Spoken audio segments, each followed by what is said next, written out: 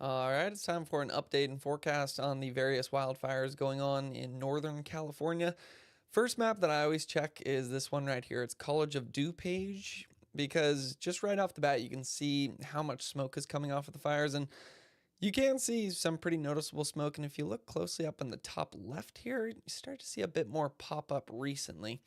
So that's why I decided to do an update today.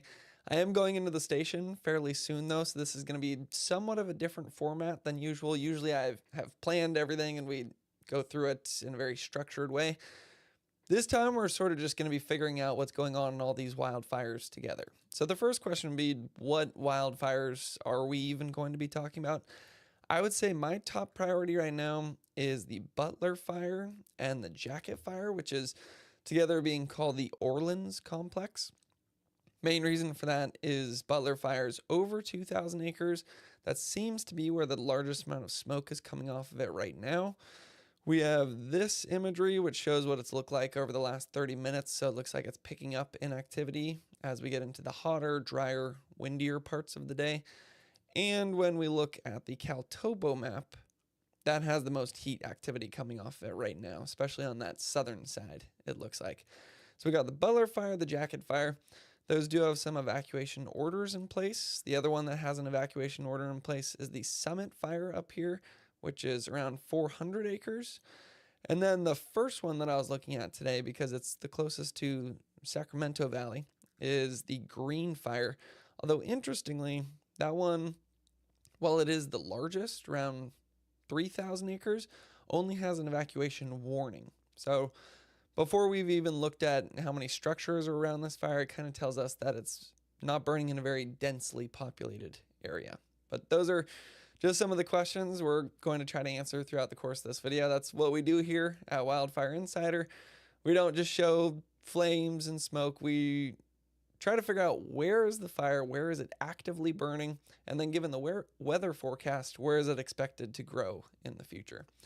So let's just start off with the Butler Fire. I think that one is the top priority. I just said I don't try to show smoke and flames, but it is helpful to see what kind of activity we're dealing with at the moment.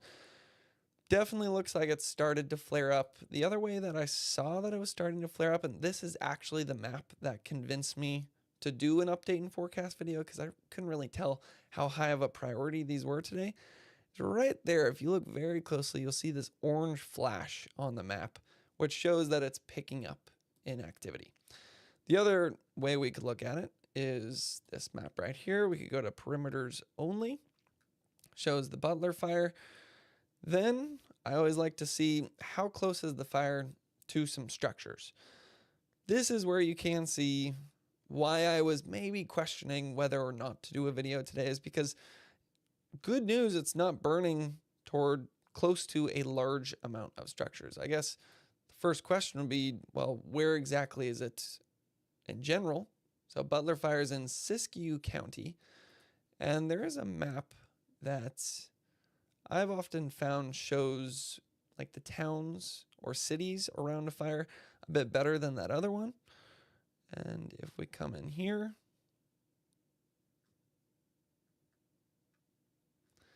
it's going to be the Butler Fire right there. It looks like we have Orleans over to the west. So that is that cluster of structures that we're seeing over here. We could check out the distance. I believe I measured it this morning. It was around 3 miles, 4.3 miles. So decent.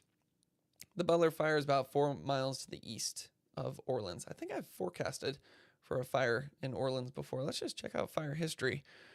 Yeah, there's all kinds of fire around there. Might have been this one, the Boise Fire in 2024. So that's actually great news. I'm glad that I just clicked that map on, because fire history is going to help the Butler Fire not grow as rapidly as it would if there was a lack of fire history, because you got a bunch of fires like this all around the Butler Fire would have cleared out fuels in the past, so then there's less fuel for the Butler Fire to run through. With that being said, fuel grows pretty quickly in California, so it looks like we'll definitely have some good coverage from this Boise fire that burned in 2024, but then you look at something like the Somes fire in 2006, we've most likely seen the fuels grow back since that happened. So Butler Fire out there. Looks like we do have some structures over here on the southeastern side. That's probably the main concern right now, just because when we turn on the all satellites, that does look to be where there is some heat on this fire currently. Now, as I always say, these satellites are just very generalizations of where the heat's coming off. That doesn't mean that the fire has actually grown that much at this point. The best map that we have for how much the fire has actually grown is the 3D map on the Butler Fire. So we can zoom out right here. See Orleans over here to the west. And then we've got our fire in here. Not seeing any aircraft on it right now, but the first thing I notice is just how rugged the terrain is.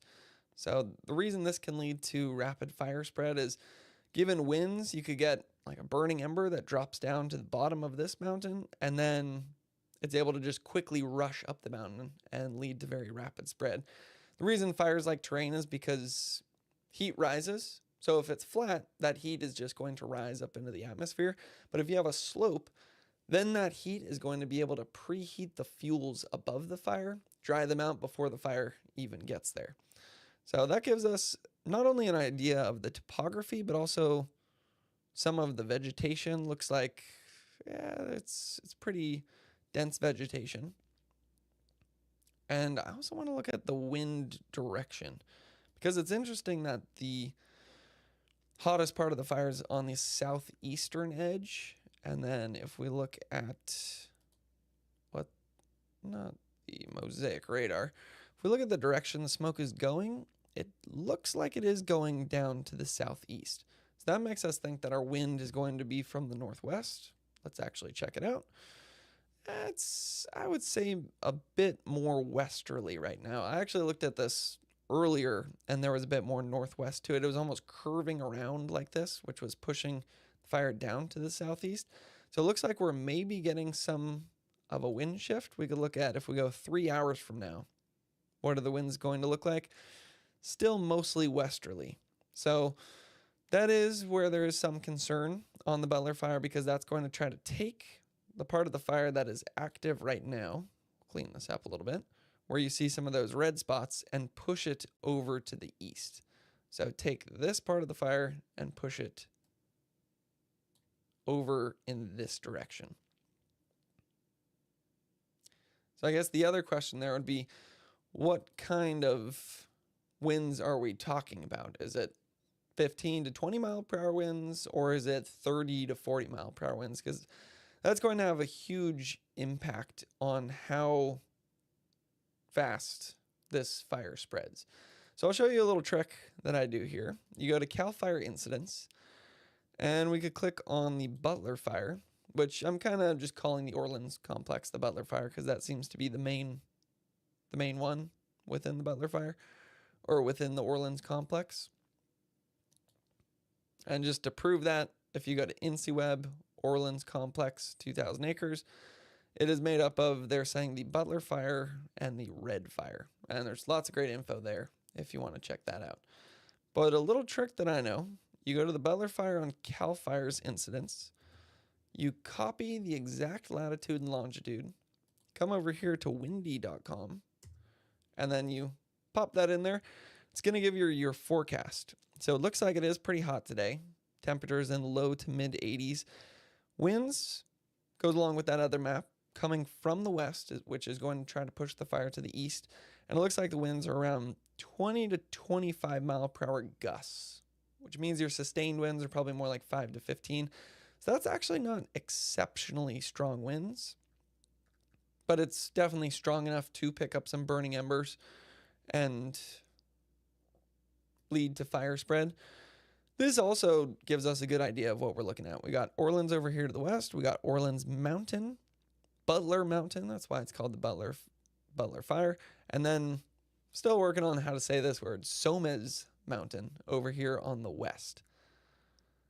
Now, the other thing that we're wondering is, what is the relative humidity like on this fire. 26%.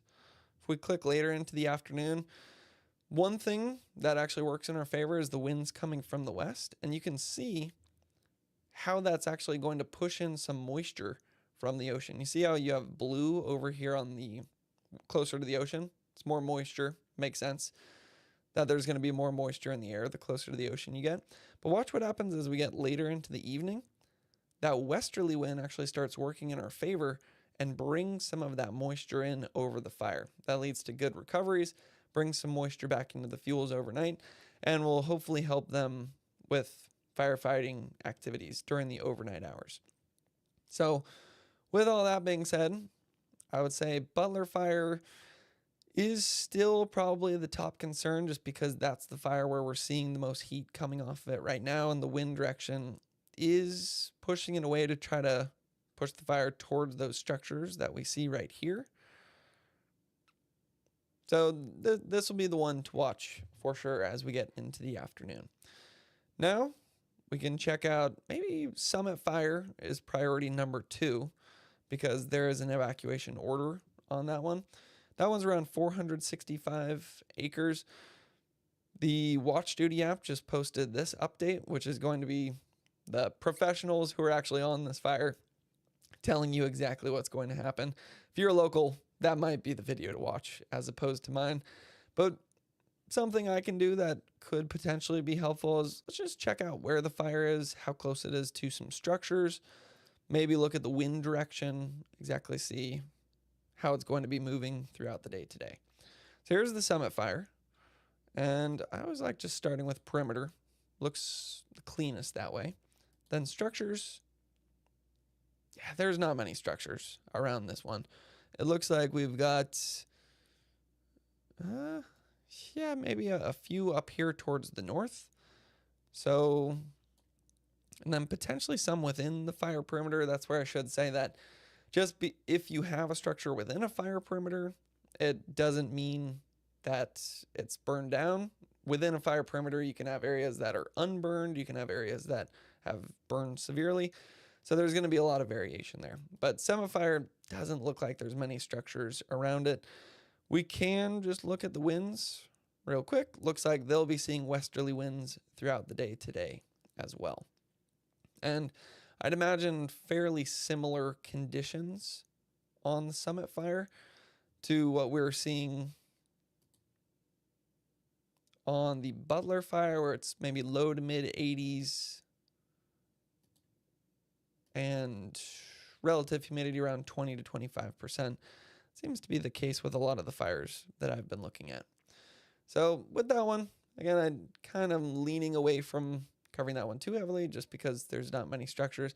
Actually, I want to check out the green fire now. So this is the one that you see burning right here on our imagery. And just the look of the smoke on this one, right when I looked at it this morning, I thought, oh, this one's going to pick up as we get into the afternoon, because it might not look like it, but as you start to see some of that smoke push more towards the north, that means the winds are starting to pick up. It's dispersing the smoke more.